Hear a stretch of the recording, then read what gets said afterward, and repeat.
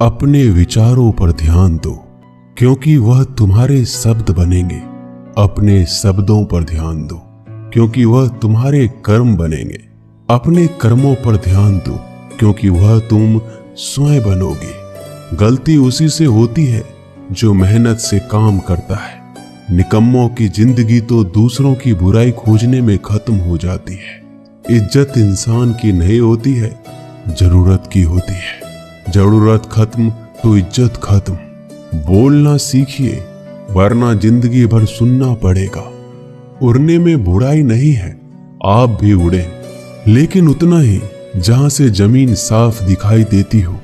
सिर्फ वो लोग आपकी परवाह करते हैं जो आपको तब भी सुन सकते हैं जब आप चुप होते हैं। चिंता उतना ही करिए जितने में काम हो जाए, उतना नहीं कि जिंदगी ही तमाम हो जाए। आप अपने शब्दों को चाहे जितनी भी समझदारी से बोलिए, लेकिन सुनने वाला अपनी योग्यता और अपने मन के विचारों के अनुसार उसका मतलब निकालता है।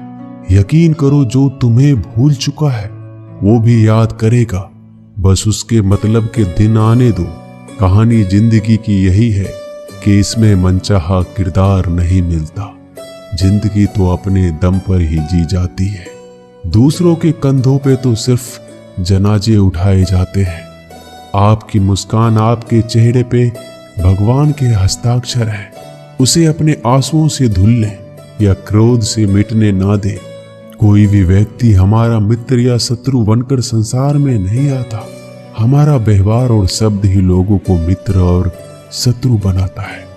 जो व्यक्ति हर वक्त दुख का रोना रोता है, उसके द्वार पर खड़ा सुख बाहर से ही लौट जाता है। जिसके पास उम्मीद और आस है, वो जिंदगी के हर इम्तिहान में पास है। हर कोई अपना नहीं होता और यही सच है। कितने अजीब है ये जमाने के लोग। खिलौना छोड़कर जज्बातों से खेलते हैं। महान दिमाग विचारों की चर्चा करता है, औसत दिमाग घटनाओं की चर्चा करता है और छोटा दिमाग लोगों की चर्चा करता है। अहंकार ना पालिए जनाब, वक्त के समंदर में कई सिकंदर डूब गए। इन 5 जगहों पर हमेशा चुप रहना सीखिए। पहला, जहां आपके शब्दों की कोई कीमत नहीं।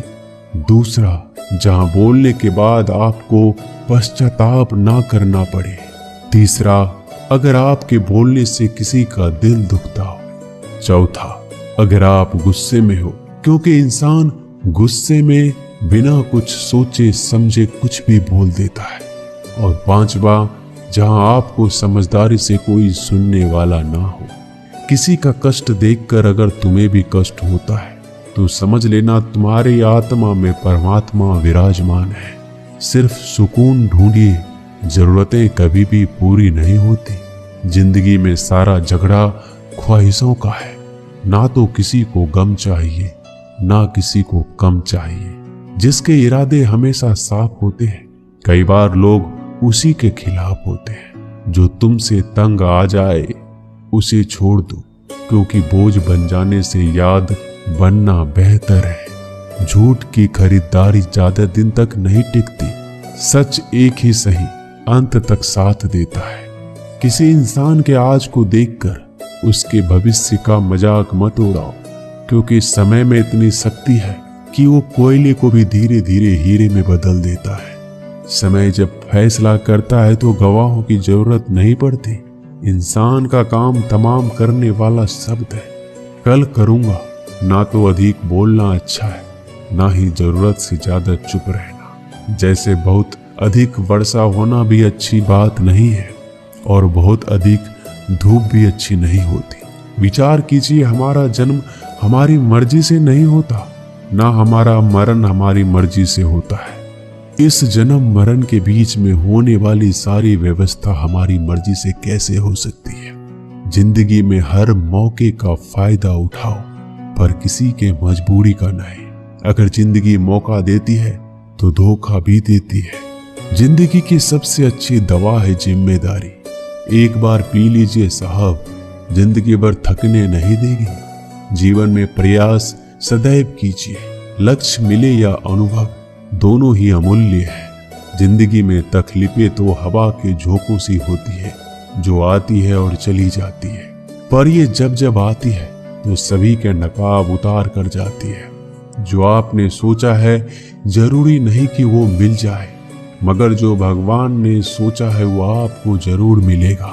इंसान कर्म करने में अपनी मनमानी कर सकता है, मगर फल भोगने में अपना वो होता है जिसके साथ बातें खुलकर की जा सके, ना कि संभल कर। मनुष्य अहंकार और गलतफहमी के कारण महत्वपूर्ण चीजों से दूर रहता है।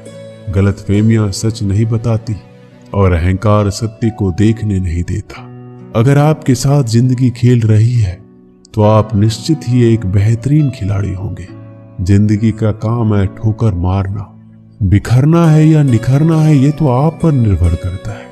आज तुम्हारे जीवन में कितनी मुसीबतें हैं, इससे कोई फर्क नहीं पड़ता। फर्क पड़ता है तो बस इस बात से कि तुम उसका सामना कैसे करते हो। मनुष्य को इस संसार में जो भी मिला है उसमें उसको खुश रहना चाहिए। जो नहीं मिला है उसके लिए दुख नहीं मनाना चाहिए। इंसान ने जितना उसके लिए सोचा है, भगवान ने उसके लिए उससे ज्यादा सोच कर रखा है। इसलिए कभी भी किसी चीज के बारे में चिंता मत करो। प्रभु श्री राम ने घर में विरोध सहा है, कान्हा ने भी समाज में बहुत सहा है, और यह आपके साथ भी होगा। पर अगर इससे आप ऊपर उठोगे तो ही कुछ नाम बनेगा। दूसरों पर निर्भर रहने वाले लोग कभी खुश नहीं रह पाते। इसलिए इस लायक बनिए कि आपकी इच्छाओं का आप स्वयं पूरा कर सके।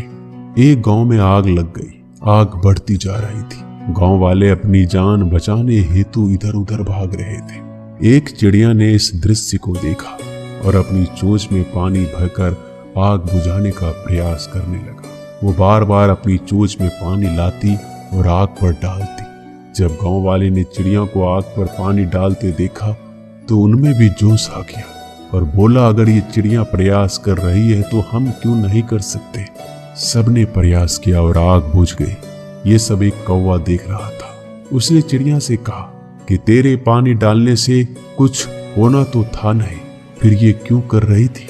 चिड़िया ने कहा, मेरे पानी डालने से कुछ हुआ या नहीं हुआ, लेकिन मुझे गर्व है कि जब इस आग की बात होगी तो मेरी गिनती आग बुझाने वालों में होगी, तेरी तरह तमाशा देखने वालों में नहीं। एक बार एक किसान अपने खेत में काम कर रहा था। खेत में काम करते करते किसान की घड़ी खो गई। कुछ साल पहले ये घड़ी किसान को उसके पिताजी ने दी थी, इसलिए वो घड़ी उस किसान के लिए बहुत कीमती थी। अब किसान सब काम छोड़कर घड़ी ढूंढने लगा, लेकिन बहुत देर होने के बाद भी वो घड़ी नहीं मिली। तभी किसान ने पास में खेल रहे बच्चों को बुलाया और उनसे कहा, बच्चों, इस खेत में मेरी घड़ी गुम गई है। मैं बहुत देर से घड़ी ढूंढ रहा हूँ। तुम में से जो मेरी घड़ी ढूंढने में मदद करेगा, मैं उसे एक इनाम दूंगा। इनाम के उत्साह में सब बच्चे उस घड़ी को ढूंढने में लग गए, लेकिन इतने बड़े खेत में छोटी सी घड़ी ढूंढना बहुत ही मुश्किल काम था। कुछ घंटों बाद सब बच्चे जाने लगे। किसान ने भी अपनी उम्मीद छोड़ दी। वो भी घर जाने की तैयारी कर रहा था। आखिर में एक बच्चा किसान के पास आया और बड़े शान से कहा कि सब बच्चे चले गए, बस मुझे थोड़ी देर और घड़ी ढूंढने दीजिए। किसान ने कहा, ठीक है, मैं कुछ देर बाद आता हूँ, तुम देखो जब तक घड़ी मिलती है या नहीं। किसान जब 20 मिनट बाद आया तब बच्चे के हाथ में घड़ी थी। किसान आश्चर्यचकित हो गया और बच्चे से पूछा, इतना जल्दी तुमको घड़ी कैसे मिल गई। बच्चे ने कहा, सब जा चुके थे। अब इतनी शांति थी कि मैं धीरे धीरे पूरे खेत में घूमकर आवाज सुनने लगा। जैसे ही शांति में मुझे आवाज सुनाई दी, वैसे मुझे पता लग गया कि घड़ी कहाँ पर है। दोस्तों, ये कहानी शांत दिमाग का बहुत ही बढ़िया उदाहरण है। जब हमारा दिमाग शांत होता है, हर बड़ी चिंता खत्म हो जाती है और आसपास का शोर भी खत्म हो जाता है। तो हमारा दिमाग अपने आप काम करता है और हमें सही दिशा दिखाता है। दोस्तों, इस वीडियो में बस इतना ही। जल्दी मिलते हैं हम और भी ज्ञानवर्धक वीडियो के साथ। धन्यवाद।